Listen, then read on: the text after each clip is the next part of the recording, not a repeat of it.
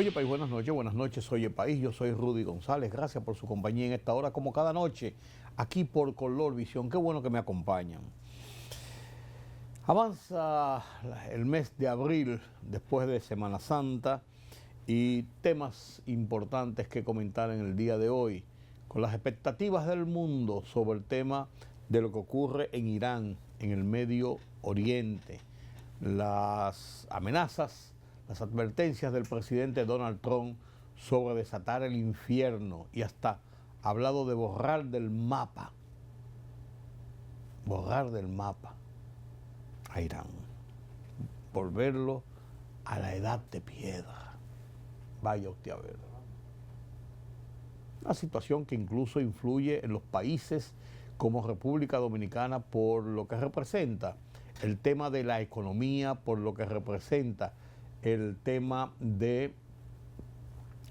Es que no puedo voltearlo porque voy a leer algo de ahí, Peluche. Peluche quiere que yo voltee el celular, lo tengo ahí abierto porque voy a leer algo ahí, pero él no quiere. Déjame el celular ahí que lo tengo abierto. Pero qué problema el mío con Peluche, Dios mío. Todavía le dura la resaca de habichuela con dulce que se dio en la Semana Santa. Y entonces se la quiere quitar conmigo y con Rodolfo. Pero no puede. Hablando de cosas más serias. Los efectos de la guerra del caso de Medio Oriente, de Irán, son significativos para países como República Dominicana.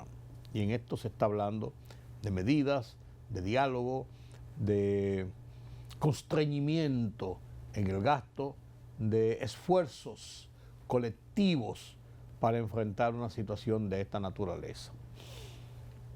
Yo creo que procede el esfuerzo oficial de las autoridades, del gobierno, del presidente Luis Abinader, de buscar un consenso de las fuerzas vivas, como se llaman, las fuerzas de la nación, los poderes fácticos, para aunar todos hacia un mismo lado los esfuerzos para resistir lo menos lesionados esta crisis. Y las banderías políticas deben dejarse a un lado en este momento. Hay tiempo para la crítica, para endilgar males, para todas estas cosas. Mientras tanto, señores, actuemos con la serenidad que manda el momento, con la situación de la realidad. Enhorabuena al periodista, brillante periodista Aníbal de Castro, Premio Nacional de Periodismo, elegido por el jurado que conforman el Ministerio de Educación y el Colegio Dominicano de Periodistas. Aníbal de Castro, un periodista depurado de muchos años, tiempo similar al mío en el ejercicio del periodismo. Trabajé con él varios años, entré a última hora después de 17 años en el Caribe, entré a última hora en 1984, contratado por Aníbal de Castro como su segundo subdirector del periódico, jefe de redacción, que se ocupaba indistintamente la posición, y trabajé con él a su lado hasta en 1992, cuando él decidió salir del periódico por aquella crisis interna que hubo entre la familia Pellerano. Él decidió salir, yo le sustituí en la dirección del periódico luego de su anuencia y luego de haberlo conversado y su petición de que no dejara el periódico. Y dirigí última hora hasta el 2013 la grosera intervención del gobierno de Hipólito Mejía cuando el caso Baninter. Aníbal de Castro salió de última hora,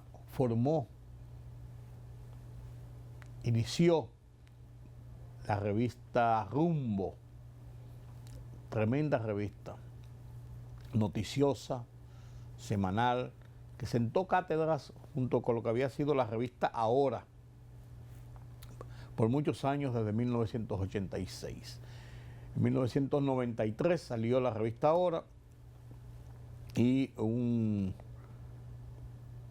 años después se convirtió en el periódico Diario Libre en el 2002.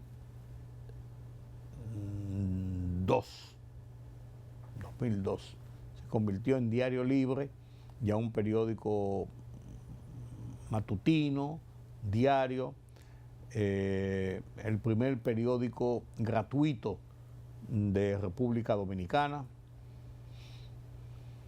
Y de Diario Libre estuvo un buen tiempo dirigiendo el periódico, lo conformó, lo encauzó, lo posicionó como uno de los principales medios de comunicación de República Dominicana, como lo es hasta el día de hoy.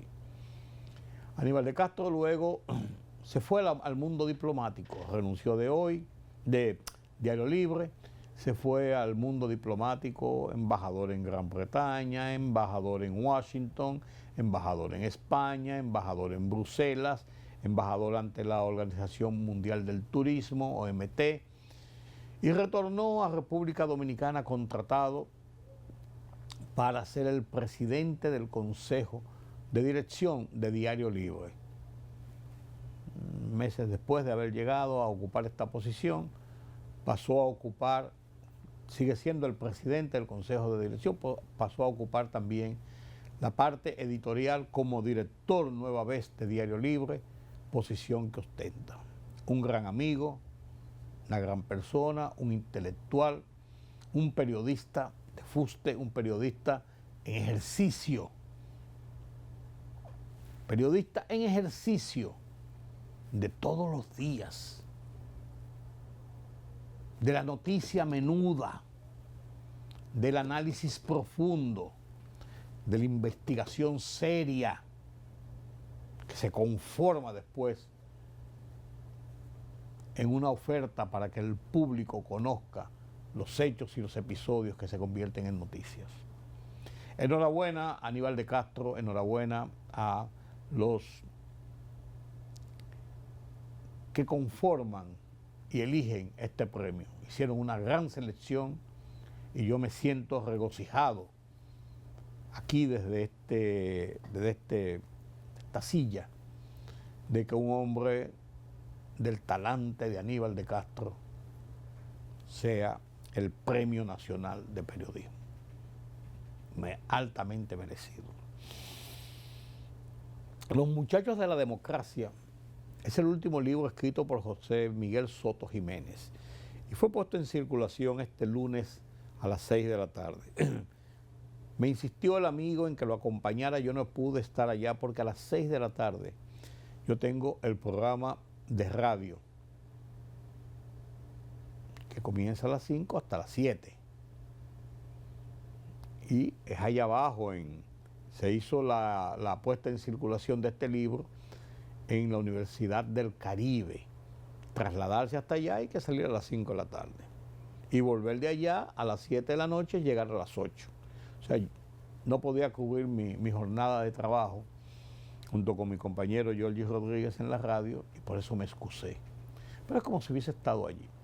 Leí las reseñas del libro, vi en la prensa del martes todo lo que significó la puesta en circulación y leí la reseña de más o menos el contenido de un episodio en 1994 que comenzó en el 1990 con la conformación de este grupo de militares y civiles conformando lo que era una estructura, por así decirlo, un grupo en favor de la defensa de la democracia, de que no se violentara la democracia.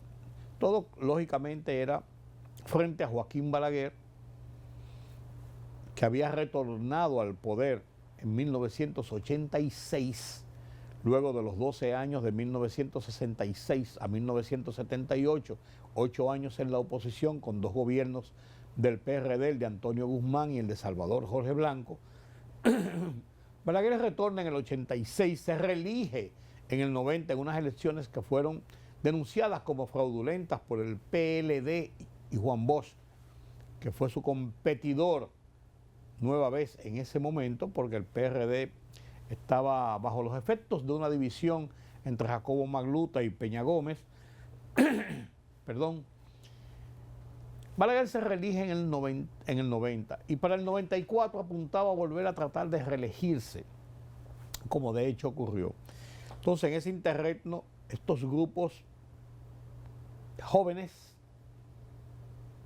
principalmente, pero de otros no más jóvenes, y de militares de alta graduación y de otros niveles, conformaron aquella estructura, aquel equipo, aquel conglomerado de muy bajo perfil, en aras de salir al frente ante cualquier situación que pudiera representar desde su óptica una violación al proceso democrático electoral que se vivía en República Dominicana. Como de hecho ocurrió en la crisis de 1994, cuando Balaguer es declarado ganador de las elecciones por un margen muy estrecho, el PRD, Peña Gómez, denuncia un fraude y vienen todas aquellas negociaciones y todos aquellos acuerdos que terminaron en el Pacto por la Democracia, que ordenó, decidió llevar el periodo de Balaguer solamente a 2 años y llamar a nuevas elecciones en 1996, con un acuerdo de reforma a la Constitución que impedía la reelección, que establecía la doble vuelta, con una serie de modalidades para tratar de blindar, para usar una palabra de moda, blindar todo el proceso y tratar de evitar artimañas, subterfugios que pudieran empañar la voluntad del pueblo en las urnas.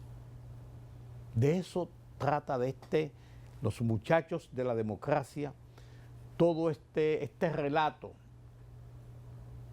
de la pluma de José Miguel Soto Jiménez, un militar, yo digo que es, junto con Rojas Tabar, pero Soto Jiménez lo considero hasta en primer lugar, los últimos jefes militares que tenían muy buen liderazgo dentro de las Fuerzas Armadas, liderazgo general. Soto Jiménez fue secretario de las Fuerzas Armadas 2000-2004 en el gobierno de Hipólito Mejía, pero es un militar de carrera.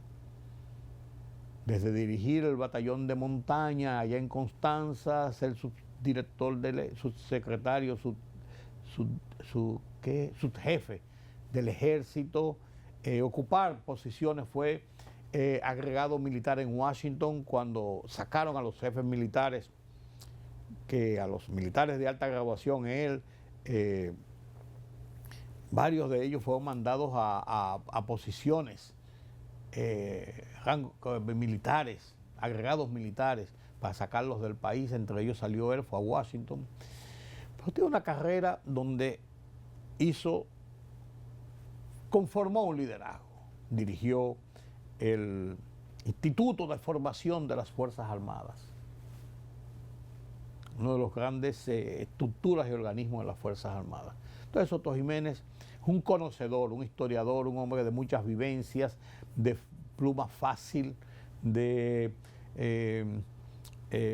interés por la literatura, por la escritura, por la historia, y eso le ha permitido escribir muchos libros, conforma un grupo político, Quinta República, que se ha puesto en receso y él ahora está haciendo causa común con la Fuerza del Pueblo y Leonel Fernández, pero eso es otra actividad.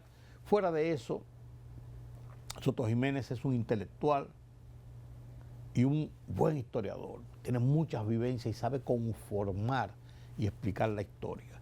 Y lo narra en Los Muchachos de la Democracia, que espero leer y devorar en cualquier momento para tener una visión más acabada de este libro. Sí, señor. Sí, señor.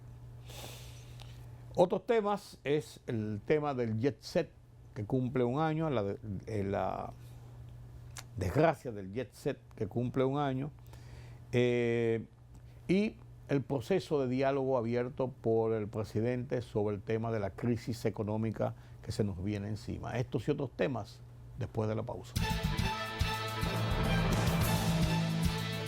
El presidente Luis Abinader visitó la sede del Centro de Operaciones de Emergencias COE para supervisar las acciones ante una vaguada que afecta el país. El mandatario, recibido por el director del Centro de Operaciones de Emergencias, Juan Manuel Méndez, fue informado de la evaluación de daños por las lluvias intensas. La incidencia de una vaguada continúa generando fuertes aguaceros en distintas provincias del territorio nacional, así lo informó el Instituto Dominicano de Meteorología, Indomet. De acuerdo con el organismo, las precipitaciones afectan principalmente al Gran Santo Domingo, San Cristóbal, San Pedro de Macorís, La Romana, Atomayor, Duarte, Samaná, Monte Plata, María Trinidad Sánchez y Sánchez Ramírez, entre otras demarcaciones. Conforme a las recomendaciones de los organismos de emergencia ante las lluvias generadas por una vaguada que incide sobre el territorio nacional, el ministro de Administración Pública, Sigmund Freud, informó que se ha dispuesto una jornada laboral reducida en el sector público. Asimismo, el Ministerio de Educación suspendió la docencia para este miércoles en varias provincias del país como medida preventiva ante las fuertes lluvias e inundaciones que se están produciendo en el territorio nacional. También las autoridades aplicaron restricciones parciales al tránsito en múltiples vías del Gran Santo Domingo, entre ellas la avenida Luperón con San Antón, la avenida Francisco Camaño con el puente flotante con circulación restringida, así como la intersección de la avenida Monumental con la autopista Duarte. República Dominicana firmó 15 acuerdos con agencias de viajes, turoperadores y empresas vinculadas al sector turístico para continuar posicionando al país como un destino líder en el Caribe y asegurar la llegada de 3 millones de turistas procedentes del continente americano.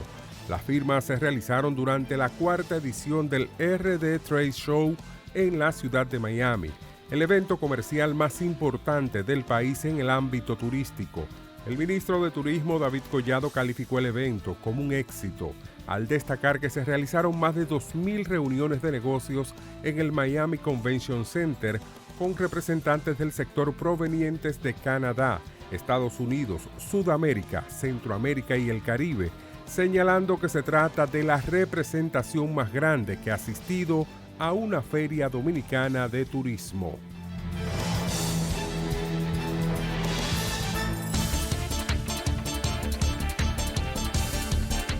El presidente de Estados Unidos, Donald Trump, proclamó su victoria completa en la guerra contra Irán tras su anuncio de un alto al fuego de 2 semanas, según relató el corresponsal de Sky News, Mark Stone, que mantuvo una breve conversación telefónica con el mandatario. De su lado, el Consejo Supremo de Seguridad Nacional de Irán se dirigió a la nación tras proclamar una gran victoria histórica.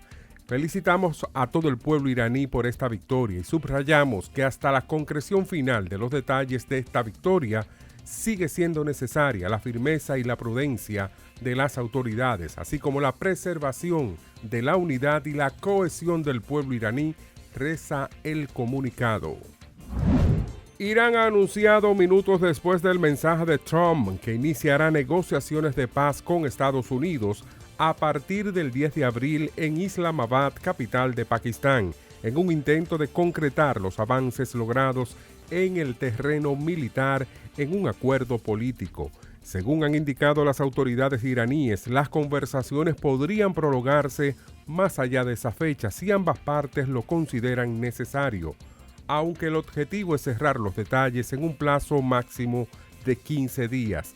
El ministro de Asuntos Exteriores iraní, Abbas Araghchi, ha avanzado que Irán había acordado reabrir el estrecho de Hormuz como parte de una tregua de 2 semanas condicionada al cese de los ataques israelíes y estadounidenses.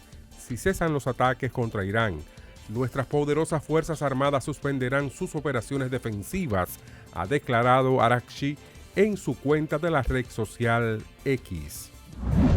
El secretario general de la Organización del Tratado del Atlántico Norte, OTAN, Mark Rutte, se reunió con el presidente Donald Trump para intentar apaciguar el enojo del mandatario estadounidense con la alianza militar por la guerra con Irán.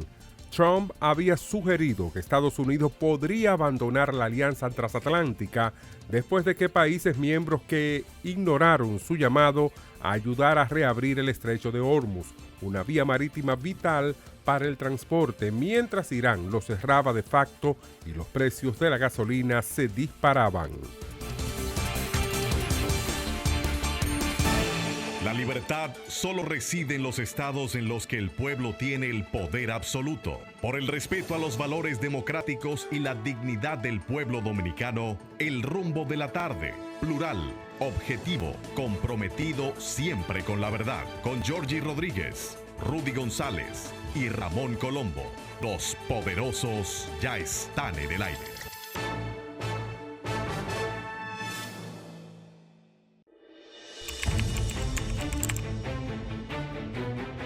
Periodismo de investigación, columnas, opinión, análisis, reportajes de fondo. Hora por hora, una completa plataforma multimedia. Periodismo con valor. Noticias horaporhora.com.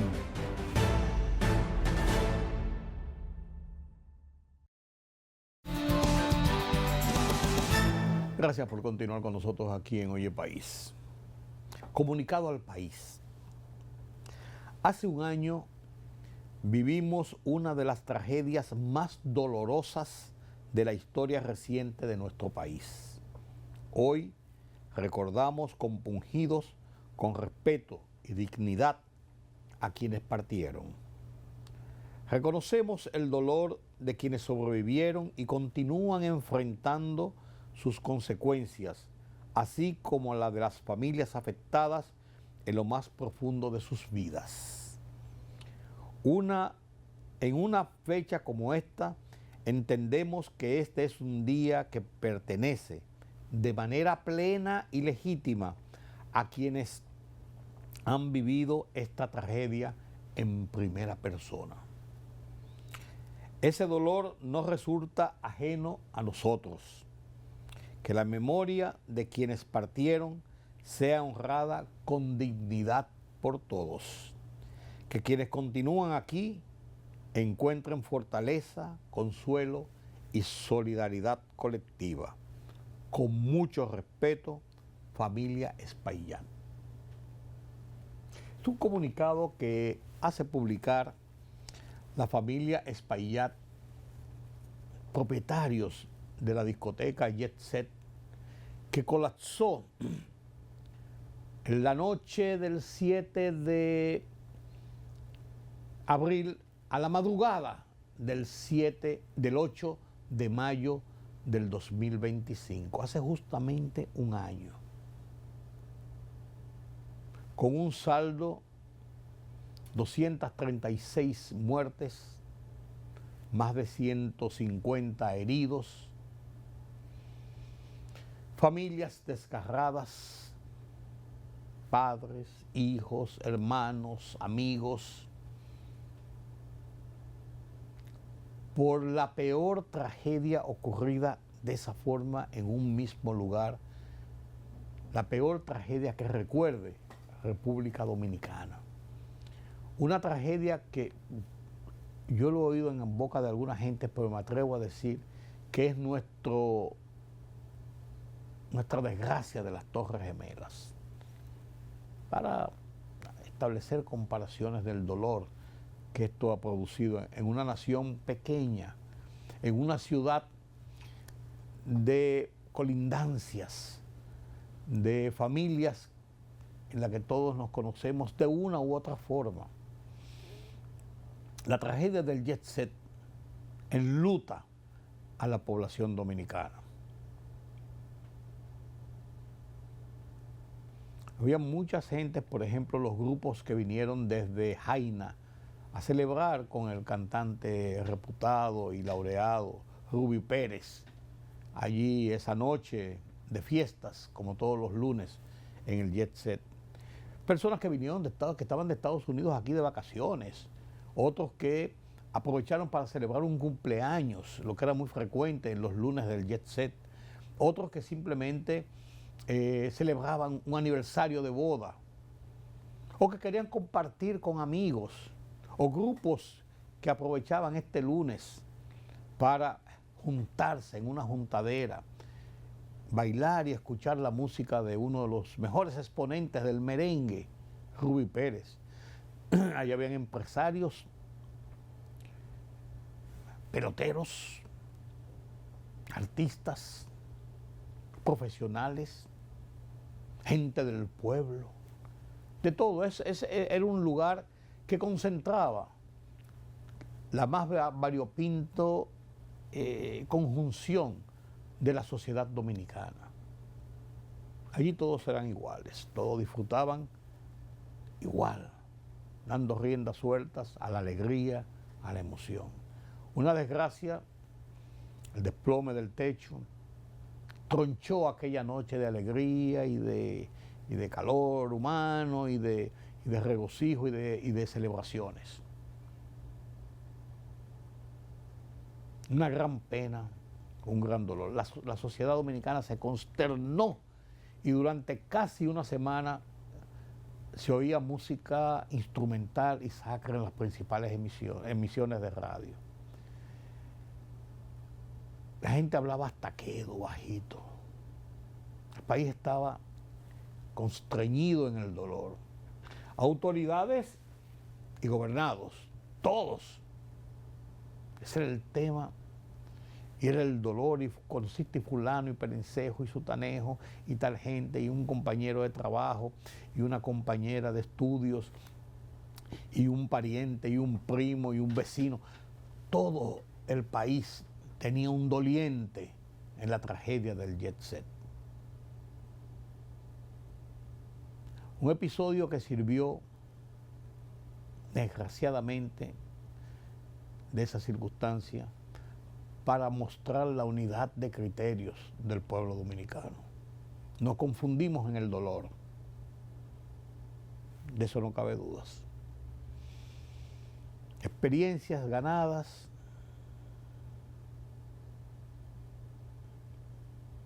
situaciones que han puesto incluso en enfrentamiento familias y todo esto. Todo lo que ocurre con un desastre de esta naturaleza. Una desgracia para el país. Que a un año no hemos superado del todo. No hemos superado del todo.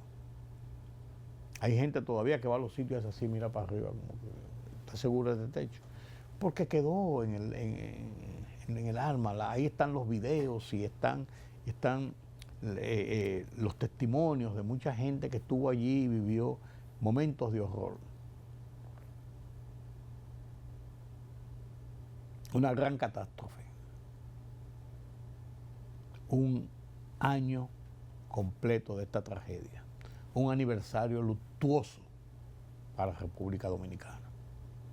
Paz a los restos de quienes perdieron la vida.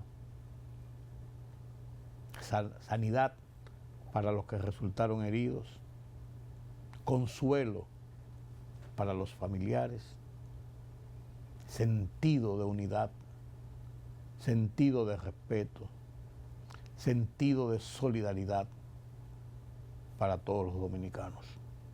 La tragedia del Jet Set, un año después. Un año después. Ante la crisis que se nos viene encima con el tema de los precios del petróleo, principalmente a consecuencia de la guerra en Medio Oriente, no tenemos más que unir esfuerzos en República Dominicana para enfrentar esta situación. Ha hecho bien el presidente Luis Abinader en pedir a la sociedad en sus diferentes vertientes y manifestaciones unidad de criterio, llegar a un diálogo, exponer ideas, presentar planes, hacer un esfuerzo de todos para sortear esta crisis económica que se nos viene encima y que puede tener dimensiones serias para el presente y el futuro inmediato de República Dominicana. La pandemia demostró que nosotros como sociedad tenemos la capacidad de unirnos, de tomar decisiones, de salir adelante. Fuimos osados en el caso de la pandemia y nos dio resultado. Logramos sortear la crisis, salimos a camino y se nos reconoce como haber sido de los primeros en su recuperación económica, sanitaria, social, después de un encierro, después de restricciones, después de constreñimientos, después del dolor de las muertes y de la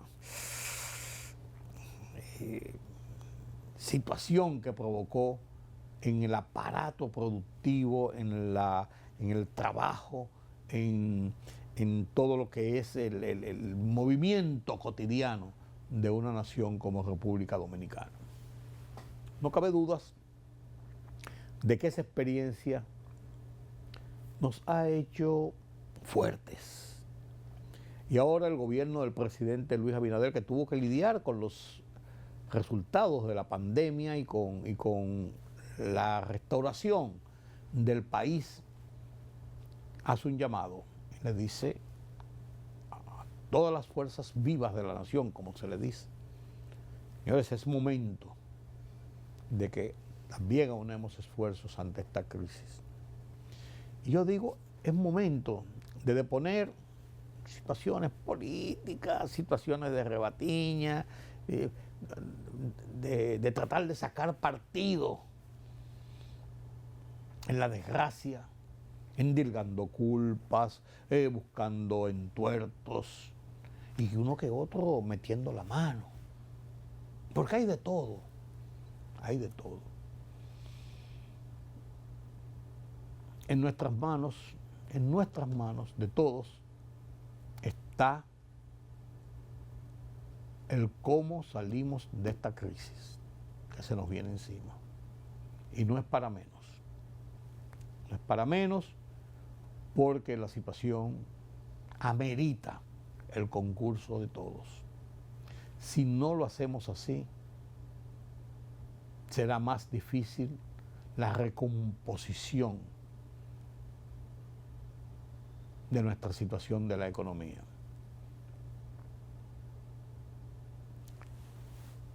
El gobierno ha tendido la alfombra. Vamos a caminar todos sobre ella. Y vuelvo y digo, después buscamos los periquitos, hacemos las críticas mordaces, buscamos sacar partido y provecho, endilgando culpas, enjuiciando acciones, diciendo por qué se hizo, por qué no se hizo tal o cual cosa. Mientras tanto, vamos a darnos como nación la oportunidad de demostrar que somos solidarios, como le decía en el comentario anterior sobre la tragedia del Jet Set, cómo somos solidarios, cómo nos abrazamos como dominicanos, cómo salimos de la pandemia, cómo seguimos hacia adelante, con problemas, con éxitos, con partes tortuosas, con malos ratos, buenas, con buenos resultados, con todo lo que conforma el todo de una nación. Es una oportunidad que nos damos, que debemos aprovechar. Ojalá así sea. Permítame la pausa. La libertad solo reside en los estados en los que el pueblo tiene el poder absoluto. Por el respeto a los valores democráticos y la dignidad del pueblo dominicano, El Rumbo de la Tarde, plural, objetivo, comprometido siempre con la verdad. Con Georgie Rodríguez, Rudy González y Ramón Colombo. Los poderosos ya están en el aire.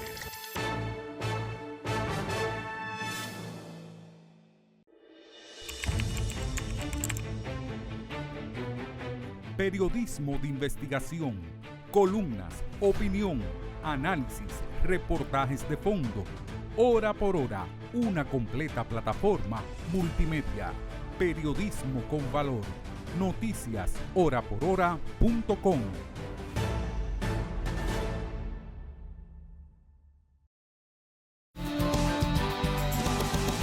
Gracias por continuar con nosotros aquí en Oye País. Guerra, paz, tensión en el mundo. Cuando grabamos este programa de este martes 7 de abril, poco después de mediodía, el país, el mundo está en ascuas.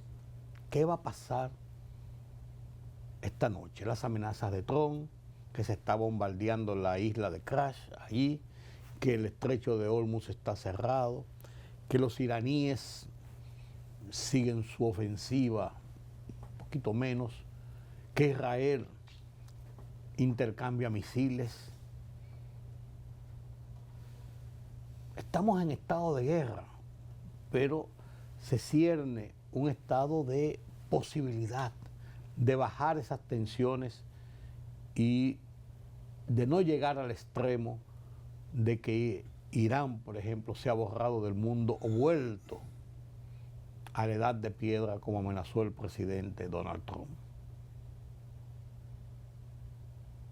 Una situación tensa que nos carga de tensión y que nos provoca serios problemas en la economía de muchos países, entre ellos República Dominicana.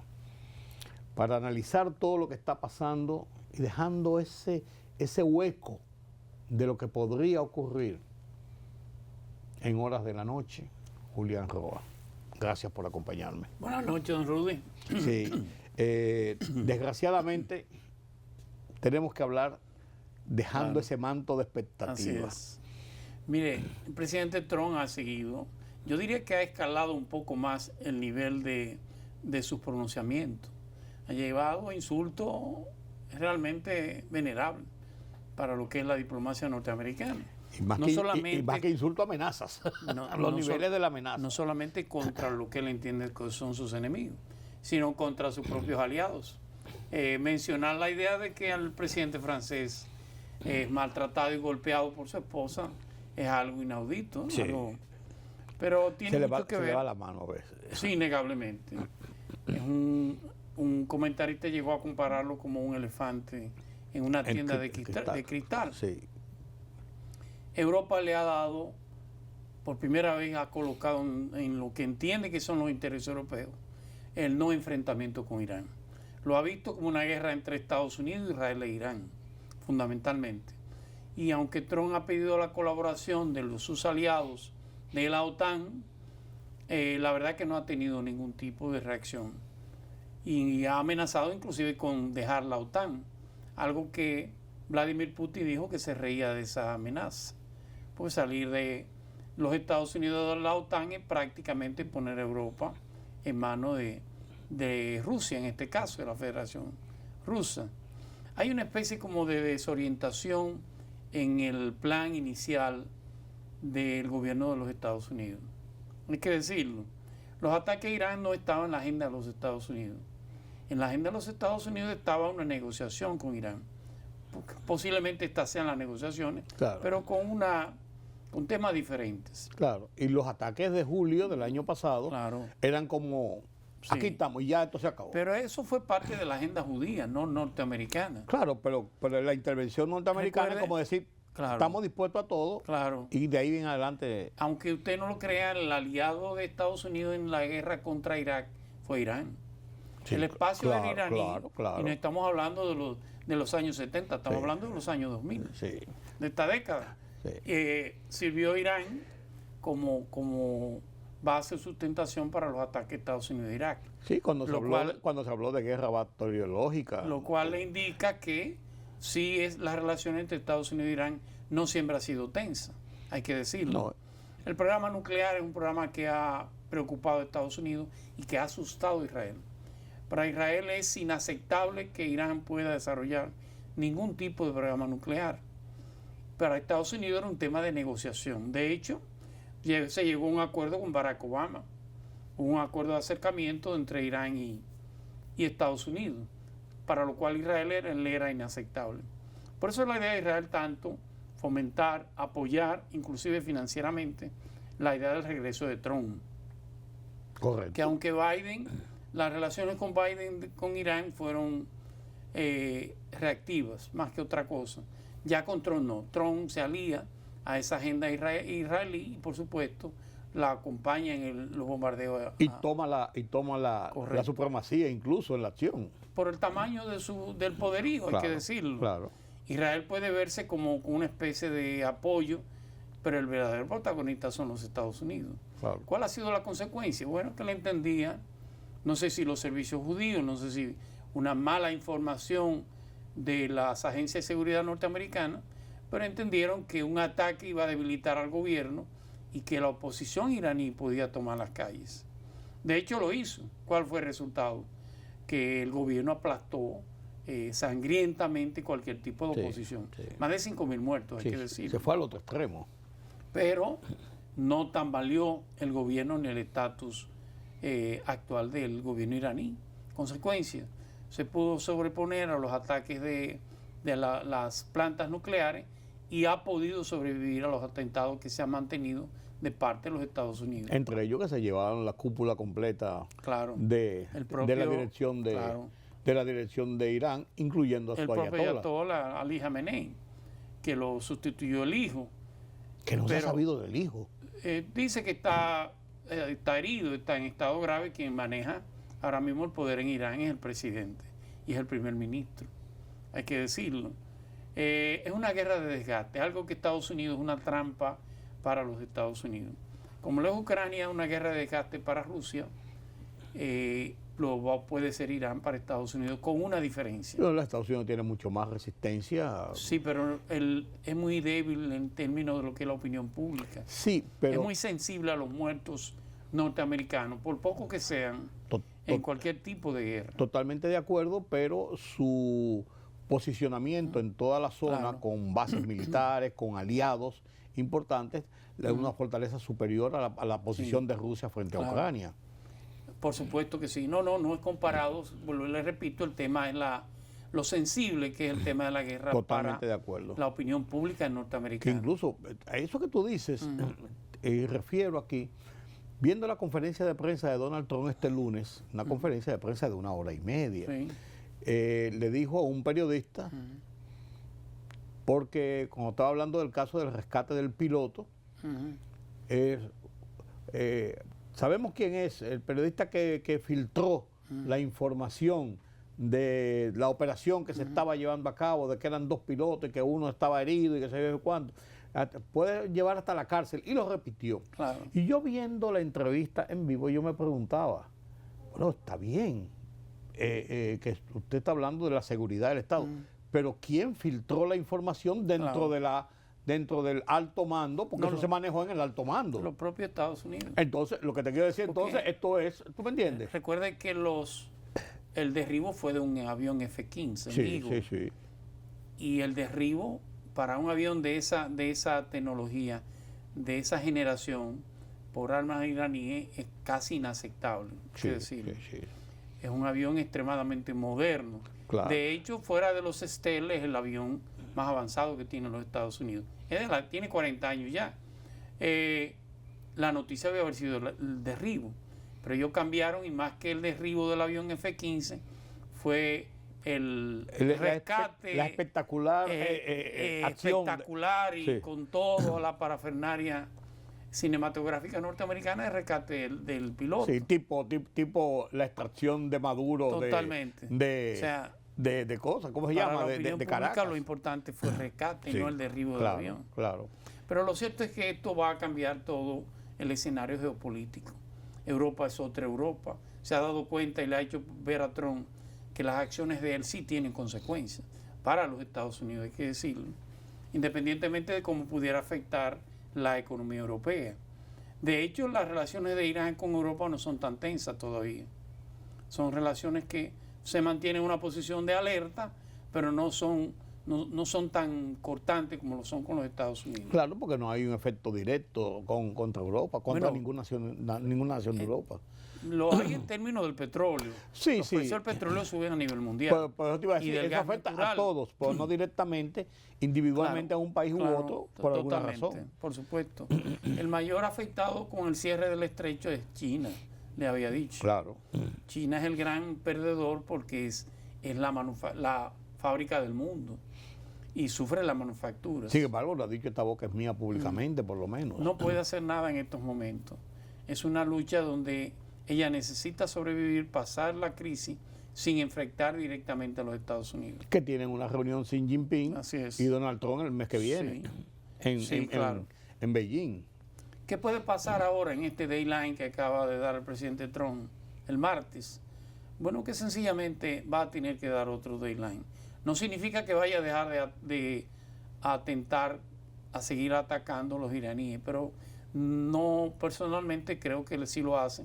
Lo va a seguir haciendo sobre la base de armamento convencional. Nada que pueda destruir este desastre apocalíptico que él ha planteado. O sea, acciones selectivas como lo que pasó en julio, que fue una acción selectiva contra los laboratorios de enriquecimiento de uranio. Y no una cosa a nivel general. Estados Unidos no fue capaz de desaparecer a Vietnam, que era un país del tercer mundo, o del cuarto mundo. Pero es otra época. En una guerra, sí, claro. Es otra época también. Sí, pero tú tenías más libertad para hacer cualquier tipo de acción. Claro.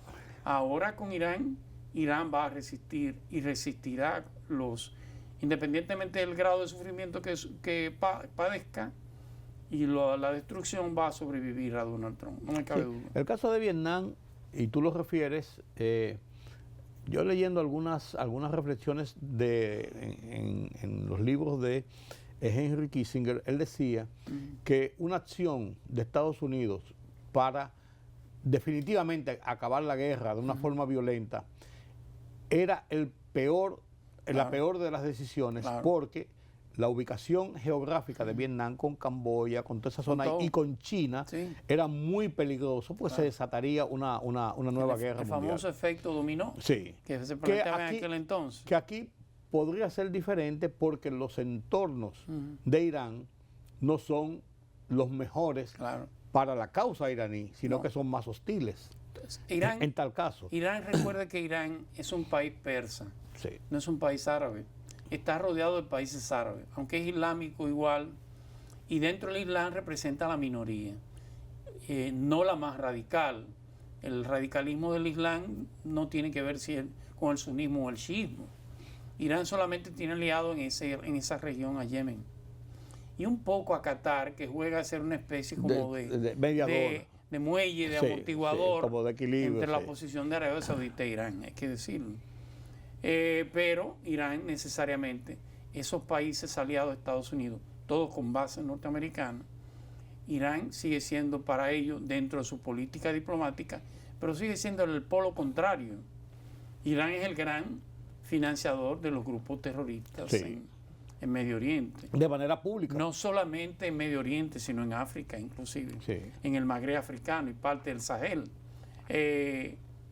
Que la extrapolan totalmente, incluso a lugares como Estados Unidos propiamente, internamente con células y con algunas situaciones. ¿Qué va a pasar? Bueno, que esta es una guerra de desgaste, le insisto. Donald Trump va a tratar de conseguir un acuerdo honroso que salve su prestigio, ya no es el capaz de derrotarlo todo, un acuerdo que Irán le permita seguir manteniéndose y fundamentalmente abrir el estrecho, que no le conviene a Irán. Yo le decía a usted que el cierre del estrecho es como darse un tiro en un pie, porque él es el gran exportador de petróleo por ese lugar, lo cual significa que a quien más le conviene un fluido del crudo es a Irán, uno de ellos. Claro, no ha tenido otro tipo de alternativa. Sin embargo, la estabilidad no se ve de tan cerca porque está Israel. Y la Así situación Israel-Irán, con el acuerdo Es que otra sea, agenda. si hay un acuerdo, eso va a continuar, eso no va a Claro. cesar. Pueden bajar las hostilidades, puede llegar un momento de cierta tranquilidad, pero es una situación permanente. Totalmente. Los acuerdos con Trump no son los acuerdos con Netanyahu. hay que No, decirlo. no, totalmente. Si algo tiene que estar Estados Unidos es tratar de que Israel disminuya las expectativas de lo que entiende que debe ser Irán en los próximos años. Por lo menos debe alargar en el tiempo cuál pudieran seguir siendo la estrategia de guerra contra Irán. Israel necesariamente va a tener que colocarse detrás de los Estados Unidos en estos acuerdos. ¿Lo va a hacer? No lo sé. Recuerde que Israel está gobernado por el Likud y parte de la cúpula ortodoxa de los partidos ortodoxos judíos.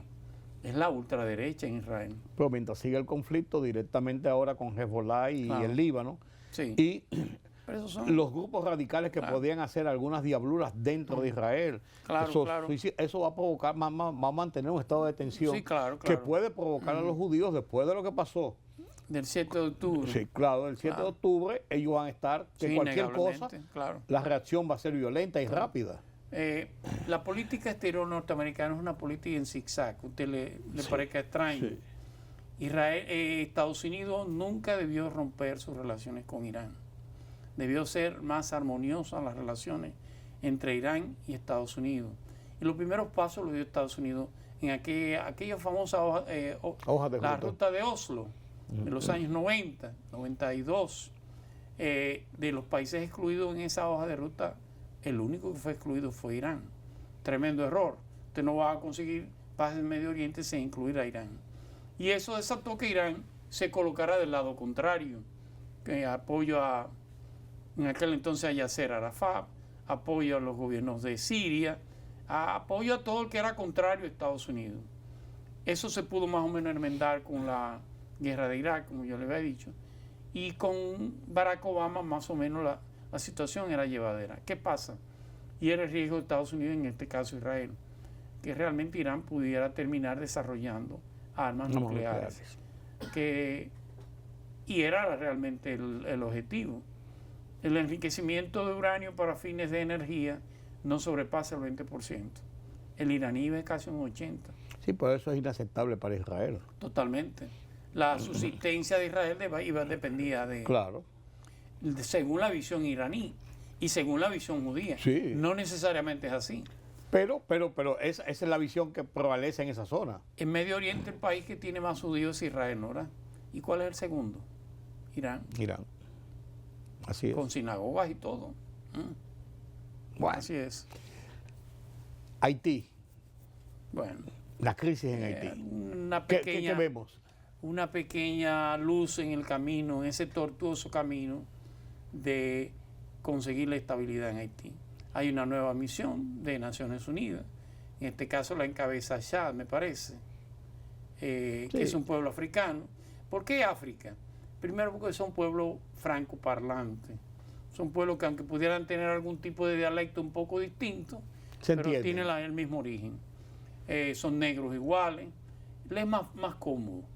El caso de la MINUSTAH, usted recuerda que fue un grupo de Naciones Unidas, pero dirigida por latinoamericanos, chilenos, brasileños, parte del Asia, de Nepal. Fue un fracaso. Ojalá que ahora realmente Estados Unidos le ha prestado más atención, va a tener un financiamiento norteamericano. Es un tema de que se quiera hacer. Hay elecciones programadas para este año. Yo lo no sé dudo. cómo se podrán Sí. hacer. Pero es una paz que se puede alcanzar Pero hay una hoja de ruta. una paz Claro. que se podría, o una estabilidad que se podría alcanzar, pero sobre Claro. un cementerio de muertos.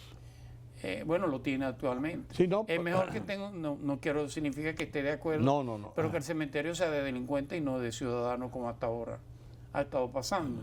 La solución de ello creo que va a ser esa, va a ser mantener al primer ministro Emé, de manera tal que no volvamos a ese consejo presidencial y se pueda hacer una ruta para las elecciones, aunque no sea en este año, Cuba, ¿hacia Bueno. dónde vamos?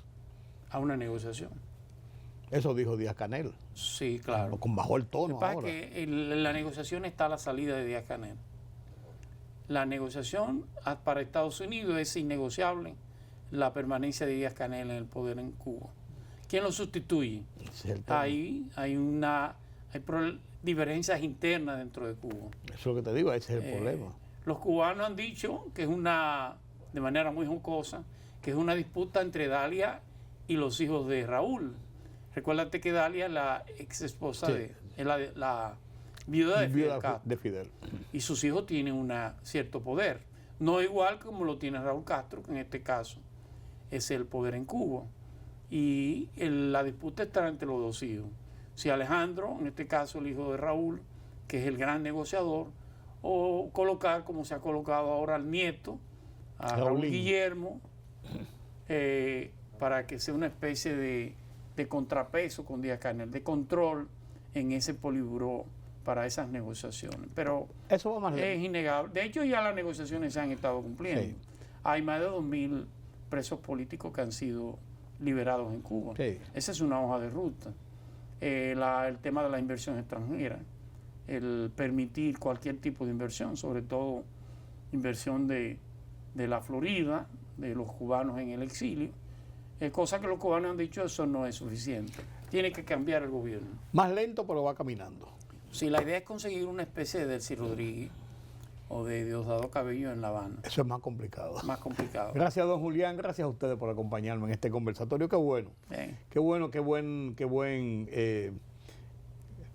comentario y qué buen escenario sobre lo que está pasando principalmente en ese confuso Medio Oriente. Así es. Muy confuso. Gracias a ustedes por acompañarme en este conversatorio con Julián Roa y esta emisión de Oye País. Mañana una cita nueva vez aquí en Color Visión. Yo soy Rudy González. Pasen un feliz resto de la noche.